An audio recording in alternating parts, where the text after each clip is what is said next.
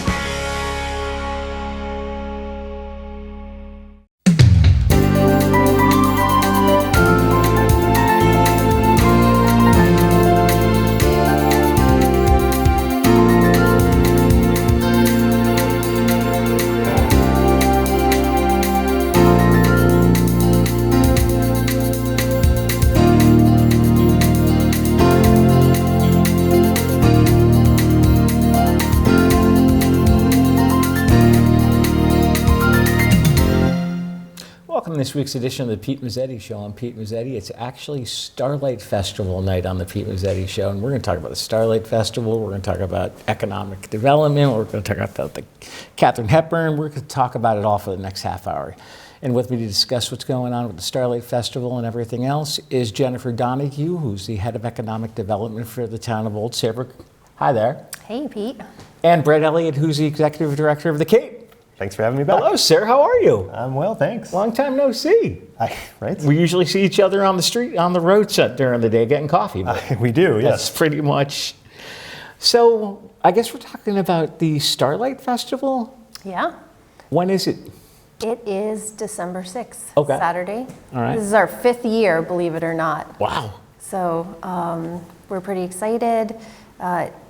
We have, as usual, our activities on the town green for families from 1 to 4, and then all up and down Main Street we'll have a bunch of activities all day long, actually, with the stocking walk and restaurant specials. So there's something for everybody all day long, but the kid focus is from 1 to 4 on the town green. And Brett, I guess the Cape also plays a role in the festival as well? We do. We help out on the committee, sure, and then we're responsible for the Heroes tree lighting, which is actually taking place the night before this year, Friday night. Really? It used to be Friday night years ago, ahead of the Saybrook Stroll, which kind of morphed into Starlight. And so the Heroes tree lighting is at 5:30 the night before. 5 o'clock. Yeah, I think 5 it's o'clock. 5 o'clock. Yes, 5 o'clock. Look at that. Okay. You know, we're trying to move into the holidays, and they're barreling towards us really fast. Yes. But here we are, you know. So 5 o'clock, Heroes tree lighting in front of the Kate. Kathy Cross, Gold Star Mom, will be there with us, and this is the event she puts together every year as we light the Heroes tree in the picture window of the Kate. So what is the Heroes tree? The Heroes tree, this is the 17th year that it has been at the Cape, and it's the state of Connecticut's Heroes tree. So it has blue stars for active member military, silver for those who may have been wounded in battle, and then gold for those who gave the ultimate sacrifice. Those are on the tree with soldiers' names. And I know Kathy coordinates with other Gold Star moms and other military folks every year to add to that tree. Oh, wow. It's really quite a special thing. It's a 12-foot tree, and it is covered in stars because there have been a lot of people who have served their country. And so Kathy Cross, who's the person who's responsible for it, she did lose her son, who's in the military, and so she's been responsible for this for many, many years, and it is her mission, and we're thrilled at the Cape to host it every year. Nice. And one of the nice things about having the Heroes tree too, that we've tried to tie in with the whole festival weekend is the Blue Star Moms come, and on the town green you can make a holiday card for a service member, and it will get sent to them for a little holiday cheer. Really? So that's like a really nice tie-in that we have every year. And then also a lot of our restaurants who are offering specials will offer specific discounts for military and veterans. Oh, cool. So we try and tie it all together and support it that way too. So how did the idea of the Starlight Festival come about? It came out of COVID, believe it or not. Really? Yep. It was sort of a way to get everybody out and about and mingling again, and just to have some reason to celebrate. So that's how it started. And now here we are, year 5. There you go. Now, when do you guys start planning for the festival? Goodness. When do we knows? start? Feels like we were From the day we end. Yeah. Feels like around Easter we're starting the regular meetings and moving towards the holidays. Yep. It takes a lot of time, a lot of planning. Does it? Yeah. A lot of town organizations and other nonprofits and other groups in town. Of course, led by our fearless leader, Jen here, and I know Heather McNeil over at Youth and Family has been instrumental in the process as well. Yep, Heather's the co-chair of the committee with me, but I think that's one of the important things about the event is it's really a community event. On the town green, you'll see a bunch of our civic organizations like the Lions Club, the Masons, the Knights of Columbus, and they are all doing little food treats and things like that that raise money for their organizations. And also the Youth and Family Services does a fundraiser every year that benefits the Shoreline Soup Kitchens and Pantries. They sell tickets where you can have face painting or pretty cookies from Pursuit of Pastry and other little things, and all the money that they raise through those ticket sales goes straight to the soup kitchen. So Really? yeah, Cool. it's really it's not just a fun event, it's also a support for our community. So what else is going on in the town of Old Saybrook? It's been a while since you and I have sat down and had a conversation about what's going on. Oh dear. There's always a lot going on. Believe it or not, we're already starting to talk about Celebrate Saybrook in the summer. We can't even get through Christmas. We've been doing a lot of development in our downtown, Right. some new landscaping, and even at the Christmas season, we really, over the last few years, have invested a lot of money in lighting and decoration to really make warm New England-y feel with a little nautical twist. Right. And we're really doing our best efforts to make the downtown even a more welcoming place for people to come than it already is. And I guess they're doing something with the walkways and the sidewalks. Oh yes, we are the sidewalk kings in Old Saybrook.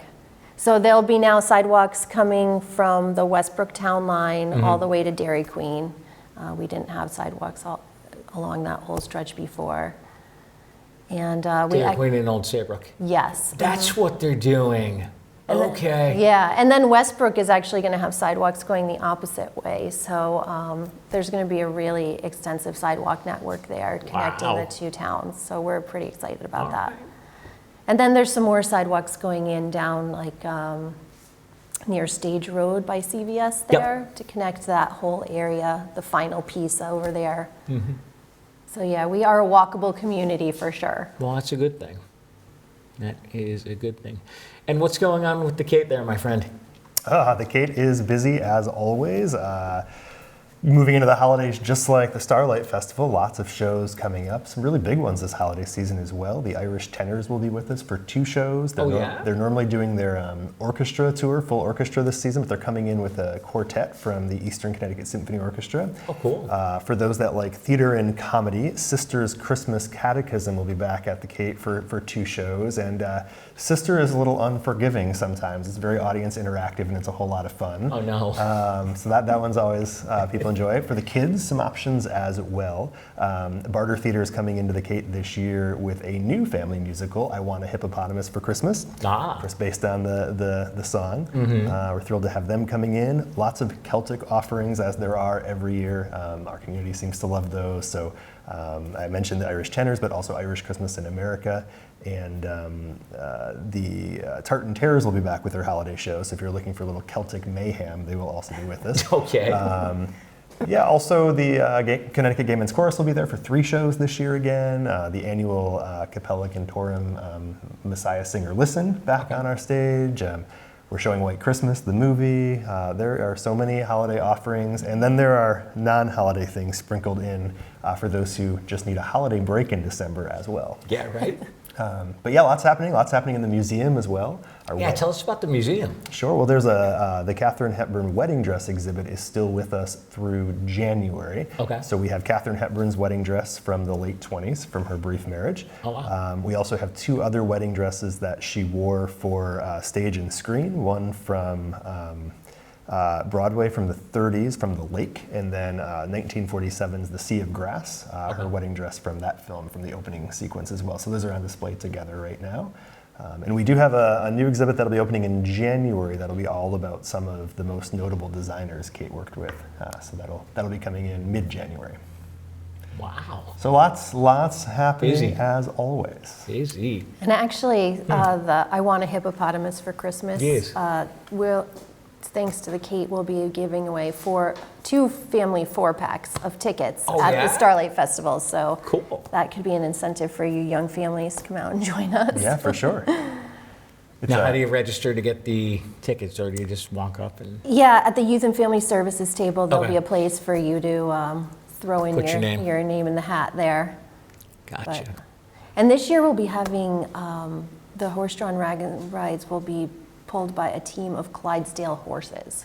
So Really? I personally think that's kind of That's cool cool. and impressive. That is cool. I'm looking forward to seeing those. That is cool. And newly re-elected First Selectman Carl Fortuna has promised us good weather on that day as well. So that's really important.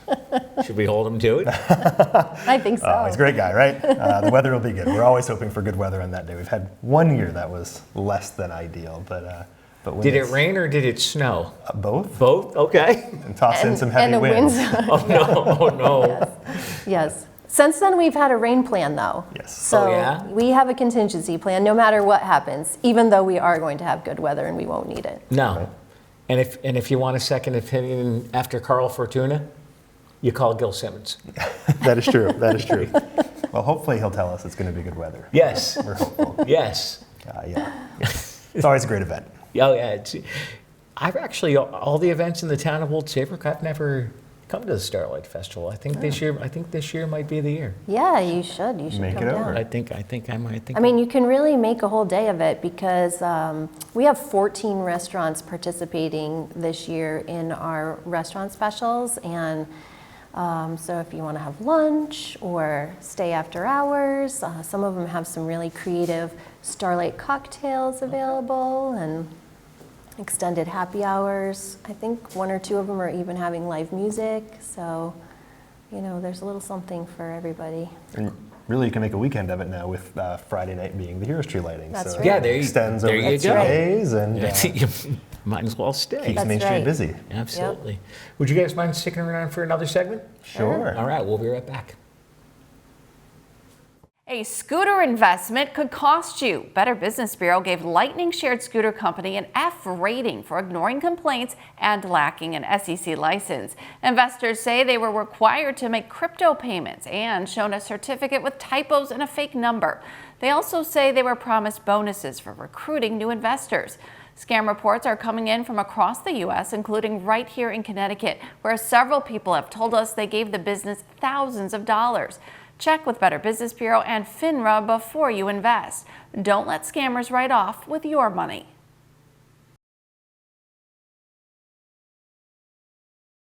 Welcome back to this week's edition of the Pete Mezzetti Show. I'm Pete Mezzetti, sitting here with Jennifer Donahue and Brad Elliott from the Old Saybrook Starlight Festival.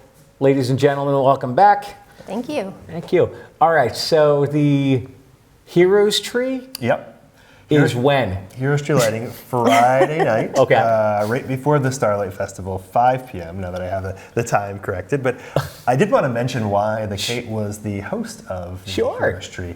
So, in unique connection, Katharine Hepburn's sister Peg also lost a son in the military during Vietnam. His name is Tommy, and so that was something really meaningful to Kathy Cross, who is the Gold Star mom who organizes it, and one of the reasons why it came to Old Saybrook and the Kate. Wow. And it's been in the Kate's picture window ever since the Kate opened in 2009. So it's the 17th year And the Heroes Tree lighting will have a few special things. There'll be a bit of music, a couple of singers that will join us for that as well, military chaplain. Sometimes there's some elected officials who also join. We're still putting together the exact lineup for that event. It's not a super long event, about 30 minutes or so. And then everybody can head on off to other restaurants and things in Old Saybrook there and enjoy the evening. Right. Yeah. And for the Starlight Festival, I hear we have food trucks and the Grinch. Yes. Not in that order, maybe. But No, not in that order. yeah, Santa's going to come in on the fire truck, I hear, as usual. Yep. And then hopefully he'll keep the Grinch in line.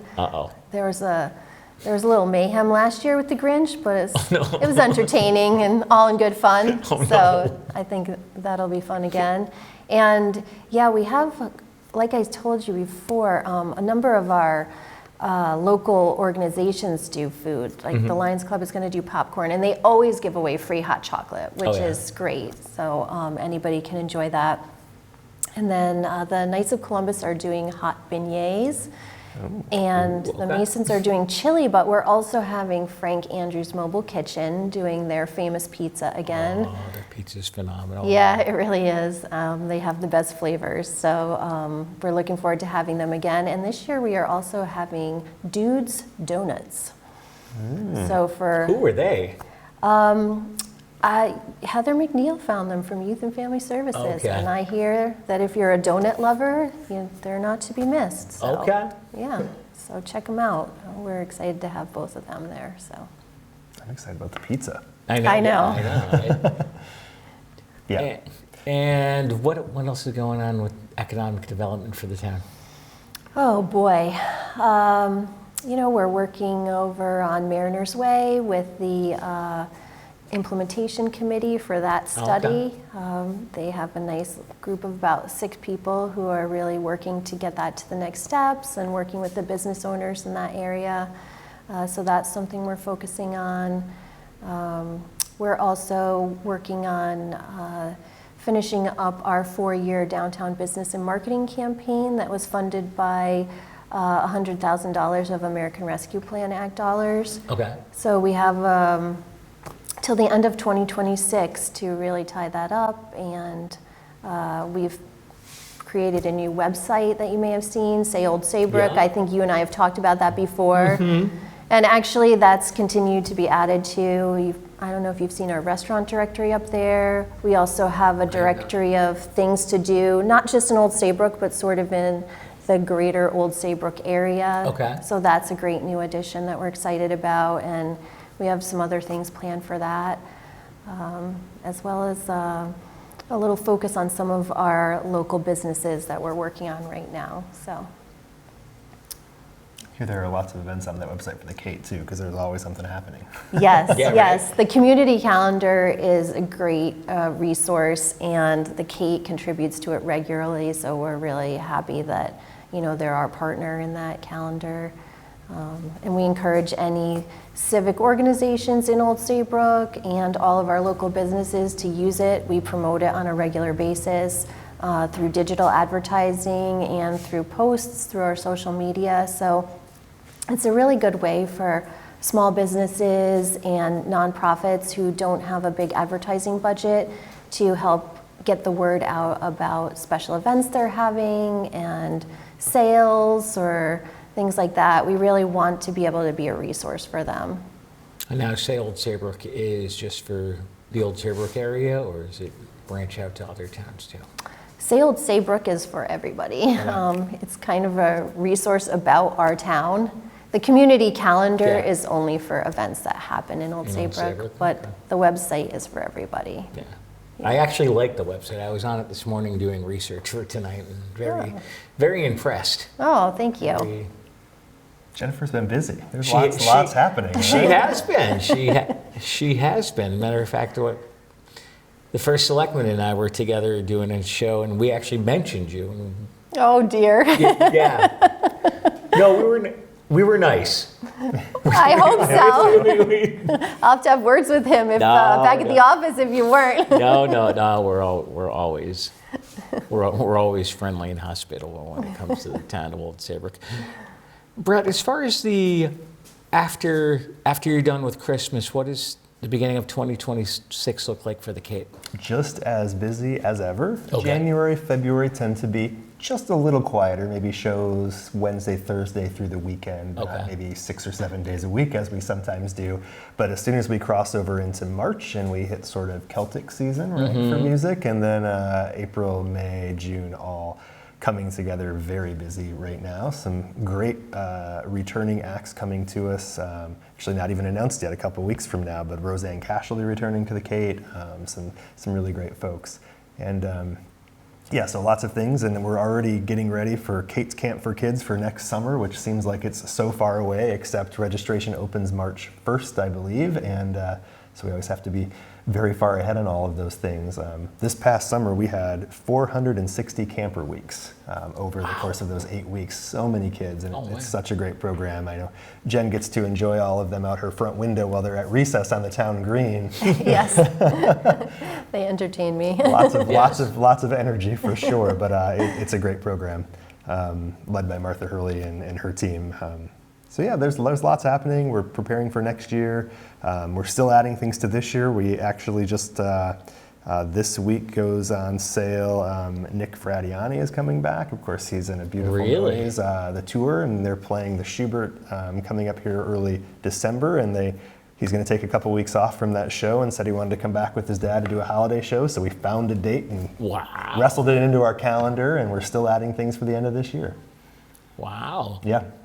So tell us about the camp. Camp? Oh, sure. Camp, our Kate's Camp for Kids is for 5 to 10-year-olds, Okay. And we have 7 weeks of that. And it's really more of a skills-based camp. They're certainly putting on a performance of sorts because it is a performing arts camp, but it's really more about confidence and working as a team and all the social skills that go along with it, more than learning your lines and putting on that performance.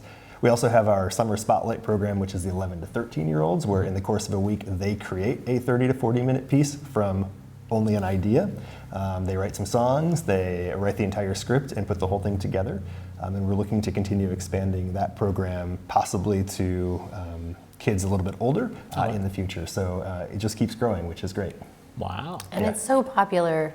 Correct me if I'm wrong, but it literally pretty much sells out as soon as they put it out there. People wait for the announcement. I will say we do not take pride in the unintentional frenzy that happens on registration day, and we're kind of continuing to explore options to make that less stressful, because that does not bring us any joy. It's just you have to have a day that it goes on sale, right? And that's kind of how it has worked the last few years. But we're thrilled that we can offer that to the community, and so many kids and families get to participate. It's a really great program. So it's sort of like organized chaos. Sure, yeah. Okay. I run a theater. Everything is slightly organized chaos in all the best ways. Of course. Yeah. Of course. Yeah. Now, how long have you been with the Kate? Oh, goodness. 11 years, just a couple weeks ago. Wow. Time certainly flies when you're having fun, right? Tell us your background. My background? Sure. I knew this area because I used to work at the Eugene O'Neill Theater Center in Waterford, so that's what brought me out east. I was more of a stage manager and technical theater person, and then came out here, and then came back to the Cade and ended up in the executive director role, and now I do a lot of booking. But the Cade has grown a lot. I started with a full-time staff of 2, and we're approaching a full-time staff of 10 now, which is significant growth over the last several years. So it's exciting. Yeah, you guys are busy. We are, but 350 some shows last year and 71,000 tickets. A lot of people coming, and we're really grateful for that. And that does a lot, I think, for the town as well. Just all of those people coming to our town, enjoying the entertainment at the Cape, but also having dinner or staying over in town, shopping in town. It's a great economic driver, and we're proud to be able to do that. For sure. I mean, I hear feedback all the time from the downtown merchants that the Cape brings people in down there, and we're happy to have Brett too with his expertise. I mean, he's been helping guide us with some of the downtown lighting choices, and he's our band man for Celebrate Saybrook, so we take advantage of his skills whenever we can. Just have to be part of the team. Exactly. Part of the team. But no exception for Starlight, which is coming up so soon. Yeah, no kidding. No kidding. And then after Starlight, you guys take a couple months off and you start talking about Celebrate Old Saybrook. Oh, there are no months off. No? Nope, we're already talking about that. And I believe something might be tied into the 250th Yeah, we're still working on that. Of- You know, the birthday of America. yes, yep. That's another, hopefully we'll start kicking that off in December and have a program of events out with everything that we can expect. Amanda Brower over at the library is really leading that charge. Is she? Yep. Okay. So and we've got a great group of people contributing to that, though, from the Kate to our Historical Society. And the library has some cool things planned, like 17th century chocolate making. I'm not sure what that entails, okay. but Like that's I a whole kind of show want on to its know. own. I know. I know, I kind of want to it know could more be. about it. So It could be. maybe you'll have to go on location. We could do that. Yeah. We could definitely do that. So we've got a little bit more time left before we say goodnight. Let's talk about Starlight Festival One more time? One more time. Yep. So Saturday, December 6th. Yep. 1 to 4 on the town green for all the family activities, including Santa, dancing, singing, crafts, games, scavenger hunt, snacks, free hot chocolate. And then up and down Main Street will be the stocking walk, sponsored by the Chamber. We also have Victorian carolers who will be wandering around singing carols. So that was always a fun, festive thing to do. And not to miss the horse rides this year with the Clydesdales. Cool. Jennifer and Brett, I want to thank you for some time, and hopefully we'll see you again soon. Looking you. forward to it, yeah. Got it. On behalf of Jennifer and Brett, I'm Pete Mezzetti. Thanks. Good night. We'll see you next week.